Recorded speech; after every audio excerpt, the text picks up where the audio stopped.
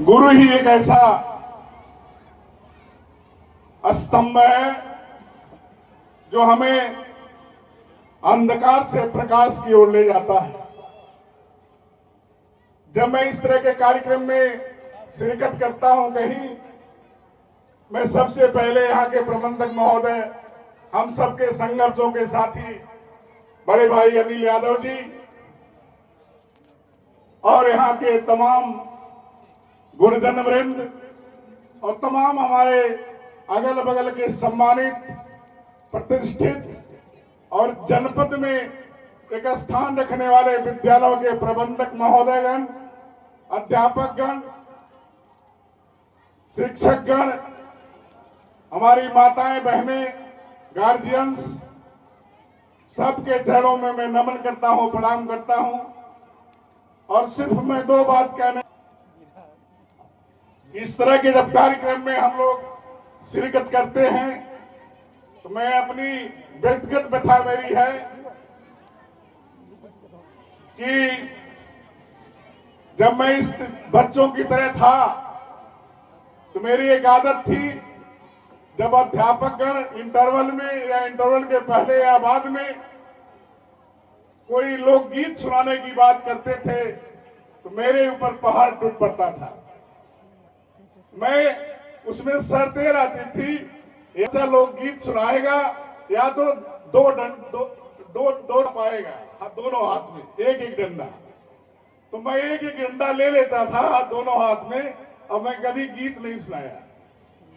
और आज ऐसे मौके पर लोकगीत तमाम हमारे बच्चों ने जो कार्यक्रम किया है, निश्चित तौर पर काबिले तारीफ है। उसकी जितनी प्रशंसा की जाए वो कम है। निश्चित तौर पर यहाँ के अध्यापकों ने, गुरुजनों ने अपने बच्चों को अच्छी तालीम दी है, अच्छी शिक्षा दी है, अच्छा संस्कार दिया है। प्यारे बच्चों, माताओं और बहनों, आपकी सबसे बड़ी जिम्मेदारी है। इस कार्यक्रम में मैं माताओं को, बहनों को काफी देख रहा हूं, इसलिए मैं आपको इंगित करते हुए कहना चाहता हूं, अभी कुछ साल पहले हमारी बहनों को, हमारी महिलाओं को पढ़ने का अधिकार नहीं था, शिक्षा का अधिकार नहीं था। उस शिक्षा का अधिकार हमारी धरती के पहली शिक्षिका सावित्रीबाई फूले ने संघर्ष करके, कितनी परेशानियां झेल करके, कितनी विपत्तियां झेल करके, कितना परेशान होकर के उनको पढ़ाने तक नहीं दिया जाता था और उनको मनुवादी व्यवस्था के पोषक जिन्होंने व्यवस्था दी थी कि महिलाओं को, स्त्रियों को, बच्चियों को पढ़ने का अधिकार नहीं होना चाहिए, उनका मुंह तोड़ जवाब देते हुए उन्होंने अपने को बलिदान किया। तब जाकर के हमारी माताएं और बहनें पढ़ने के लिए आगे बढ़ी। और आज पर की परिस्थिति है, आज सबसे अव्वल दर्जा अगर कोई पा रही है तो हमारे, चाहे इंटर की स्कूल में हो, चाहे बीए, चाहे अन्य जॉब में आप देख लीजिए, बच्चियां सबसे अव्वल नंबर पर आ रही हैं। इसलिए बच्चियों के लिए, उनके उत्साहवर्धन के लिए मैं आपसे कहूंगा, उनके लिए ताली बजा करके उनके मनोबल को बढ़ाने का काम करें। वहीं पर बाबा साहब भीमराव अम्बेडकर ने हमें संविधान दिया। आज संविधान के ऊपर खतरा है, हमें शिक्षा से वंचित करने की साजिश चल रही है। आज पूरे प्रदेश में हजारों हजार विद्यालय बंद करा करके शराब के ठेके खुलवाने का काम किया जा रहा है। ये राजनीतिक मंच नहीं है, लेकिन मेरी दर्द है, मेरी पीड़ा है। समाज के अंदर इस तरह की बीमारी पैदा हो रही है, इसलिए इसके बारे में हमें बुद्धिजीवियों को बैठ करके चिंतन करना चाहिए, सोचना चाहिए और इसके लिए सलूशन निकालना चाहिए। हमारी शिक्षा के प्रति कितनी महंगी शिक्षा हो रही है। मैं बधाई देना चाहता हूं भाई अनिल जी को। इस क्षेत्र में पिछड़े हुए क्षेत्र में आपने इतना अच्छा इंतजाम, इतना अच्छा व्यवस्था करके स्कूल चलाने का काम किया है। आपके हौसले को सलाम करता हूं, आपके हौसले को प्रणाम करता हूं। आपने जो हमेशा आपको मिलेगा जब कभी भी आप याद करेंगे। दूसरी बात, फिर महिलाओं की ही बात नहीं कर रहा हूं मित्रों। कुछ समय पहले महिलाओं को इतना अधिकार से वंचित किया गया कि जब पुरुष मरता था तो उसकी चिता के साथ उस महिला को जिंदा जला देने का प्राविधान था, व्यवस्था थी। इस तरह की दुर्व्यवस्था के खिलाफ किसने आवाज उठाई? राजा राम मोहन राय ने आवाज उठाई और स्त्री सती प्रथा को बंद करने का जो काम किया है इस मंच के माध्यम से, उस ऐसे वीर जांबाज को जिन्होंने इसके खिलाफ आवाज उठाई, मैं उनको सलूट करता है। मैं सबको होली की ढेर सारी शुभकामना देता हूं, बधाई देता हूं।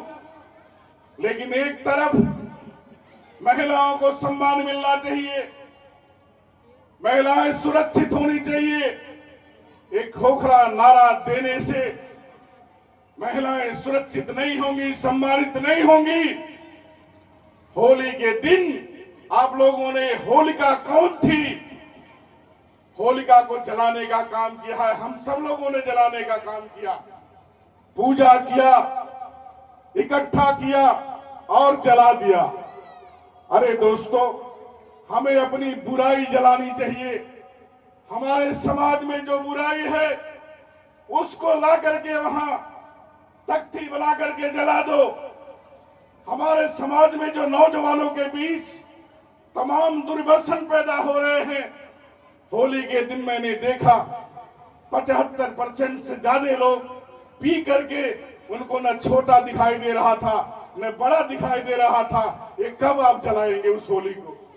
रावण के पुतले को जलाते हैं, लेकिन आज पूरे क्षेत्र में, ये पूरे देश दुनिया में एक रावण था। आज पूरे क्षेत्र में, हर क्षेत्र में, हर गली गली में रावण बैठे हुए हैं। उनको कब जलाएंगे? उनका तिरस्कार कब करेंगे? उनकी व्यवस्था कब करेंगे? मेरे कहने का मकसद ये है, मैं किसी धार्मिक रीति रिवाज पर कुठाराघात नहीं करना चाहता, लेकिन ये जरूर कहूंगा जो हमारे समाज में कुरीतियां हैं, बुराइयां हैं, उसके खिलाफ आपको सचेत होना पड़ेगा और अपने बीच में चर्चा करके उसको दूर करना पड़ेगा।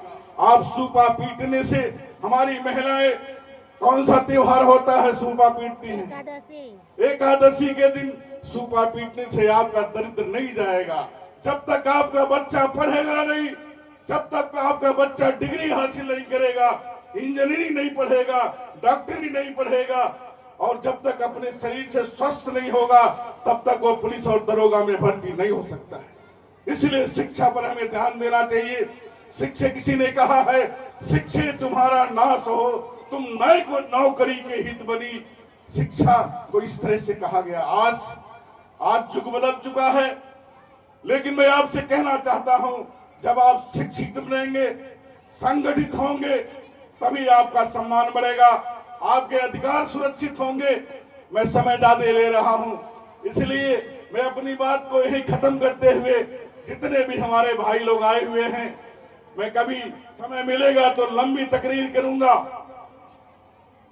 इसलिए मैं अपनी बात को खत्म करते हुए, मुझे अभी खजनी में जाना है, कुश्ती में, इसलिए मैं आपका आदेश था, मैंने कहा मैं लखनऊ से चल के अभी सीधे आ रहा हूं, भाई सर भी रुका था और फिर आपके बीच में आया। इसलिए मैं कहना चाहता हूं यहाँ के जनप्रतिनिधियों से, नौजवानों से, समाज का हमारे नेता स्वर्गीय मुलायम सिंह यादव जी ने, आप होली मनाओ, खुशी से मनाओ, अच्छी तरह मनाओ, लेकिन बगल में आप देख लेना, आपके बगल में जिसके घर पर पूड़ी और पकवान नहीं बन रहे हैं, उसकी व्यवस्था कर देना। ये हम कब करेंगे? ये सब जो हमारे समाज की बुराइयां हैं, किसकी होली जलाना है? जो हमारे समाज के अंदर ऊंच नीच की भावना है, जो हमारे अंदर छुआछूत की भावना है, जो हमारे अंदर पूरब पश्चिम की भावना है, आज समाज में हिंदू मुस्लिम सिख ईसाई के नाम पर हमको जो बांटने की साजिश हो रही है, इस तरह की भावना को दफन करना है और सेकुलर समाज सबको सम्मान मिले, सबको अधिकार देते हुए मैं कोई गलत चीज बोल गया हूं तो मुझे माफ करना। बच्चों, मैं आपको बताऊं, आप अपने बड़े बुजुर्गों का सम्मान करना। जो आपके माता पिता अपने पेट को काट करके आपके फीस को दाखिल देते हैं स्कूल में, कितनी महंगी शिक्षा है, उस पर ध्यान देना और अपने भविष्य को संवारना। यही उम्र है 16 से 20 तक, इसमें जो बच्चा संभल गया वो निश्चित तौर पर हमेशा वो संभलता रहेगा और समाज को आगे ले जाएगा। इसी 16 और 20 के बीच में जो बच्चा कहीं दिग्भ्रमित हो गया, आज हमारे बच्चे मोबाइल में ज्यादा समय देते हैं। मेरी सलाह है, मेरी अपील है, आप मोबाइल, अपने गार्जियनों से अपील है कि बच्चों के हाथ में मोबाइल तभी तक दे जब बच्चा उस मोबाइल से पढ़ने का काम करता है, नहीं तो उसके हाथ में मोबाइल नहीं होना चाहिए। बच्चे बिगड़ रहे हैं, बच्चे रास्ता बदल रहे हैं, ये चाहता। इसलिए सबको शुभकामना देते हुए, सबके चरणों में प्रणाम करते हुए, नमन करते हुए अपनी बात खत्म करता हूं और अपने सभी साथियों से कहना चाहता हूं, छोटे मोटे हम तो बहुत भुक्तभोगी हैं, इतनी शायद तमाम लोगों की उम्र होगी, मैंने उतना जेल काटा है। मैं आपसे अपील करूंगा कि छोटे मोटे झगड़ों से वंचित रहना, अपने बड़े बुजुर्गों के बीच में बैठ करके मसले को हल कर लेना, कभी कोर्ट और कचहरी के चक्कर में मत जाना, नहीं तो जिंदगी जिस तरह से मेरी तबाह और बर्बाद हुई है, आपकी भी जिंदगी तबाह और बर्बाद हो सकती है। इसलिए बड़े बुजुर्गों का सम्मान, बड़े लोगों का साहब की आज्ञा का पालन करना, अपने गुरुजनों के आज्ञा का पालन करना, यही असली शिक्षा है। और जब आप आगे बढ़े